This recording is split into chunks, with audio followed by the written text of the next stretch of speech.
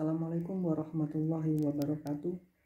Salam sejahtera bagi kita semua. Sebelumnya perkenalkan, nama saya Nurul Ar-Rahman, mahasiswa ekstensi Fakultas Ilmu Sosial dan Politik.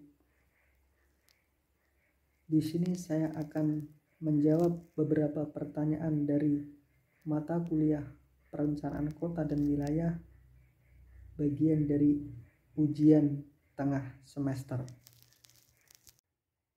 Pertanyaan pertama yaitu, jelaskan tujuan dan manfaat mempelajari mata kuliah Perencanaan Kota dan Wilayah. Tentu tujuannya agar para mahasiswa dan mahasiswi memahami ruang lingkup pendidikan, keilmuan, serta profesi perencanaan kota dan wilayah. Sedangkan tujuannya sebagai landasan rencana-rencana lain yang lebih sempit sampai ke yang lebih detail. Pertanyaan yang kedua yaitu, jelaskan definisi perencanaan dari yang sederhana sampai dengan yang rumit. Sederhananya perencanaan yaitu menentukan terlebih dahulu apa yang akan dikerjakan. Jadi sebelum melaksanakan pekerjaan, dibuatlah yang namanya perencanaan.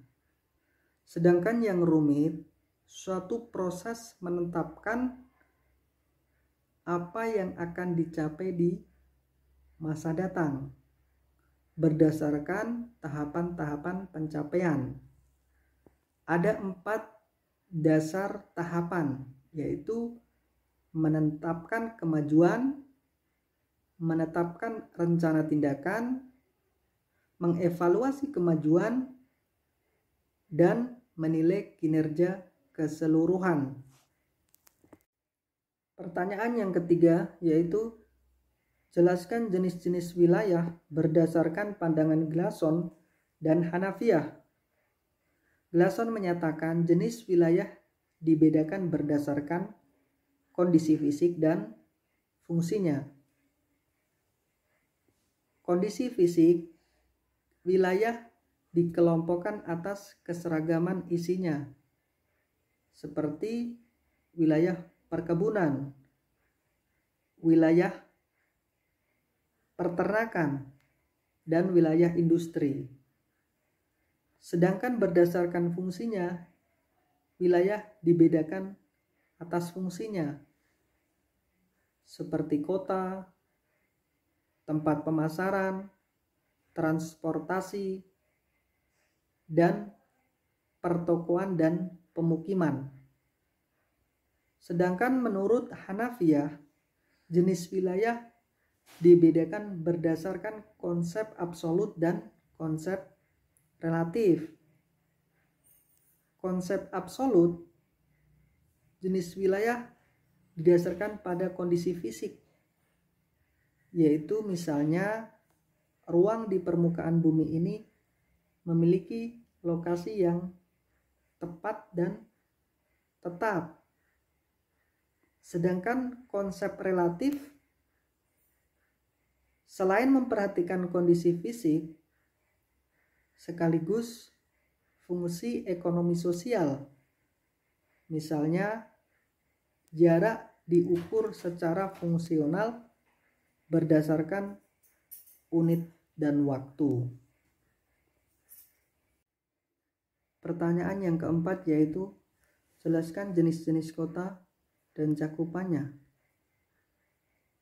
Yang pertama yaitu kota generatif, itu kota yang menjalankan bermacam-macam fungsinya, baik untuk dirinya sendiri maupun untuk daerah belakangnya, sehingga bersifat saling menguntungkan atau mengembangkan. Sedangkan yang kedua yaitu kota parasit, yaitu wilayah kota yang tidak banyak menolong, bahkan sama sekali terhadap daerah belakangnya, bahkan juga dapat membunuh usaha-usaha daerah belakangnya yang baru mulai tumbuh. Pertanyaan yang kelima yaitu jelaskan masing-masing pendapat terkait kota Anda terkait berdasarkan perencanaan dunia. Berdasarkan Undang-Undang Nomor 26 Tahun 2022 bahwa Kabupaten Kerom mempunyai rencana yang strategis pembangunannya dan pengembangannya.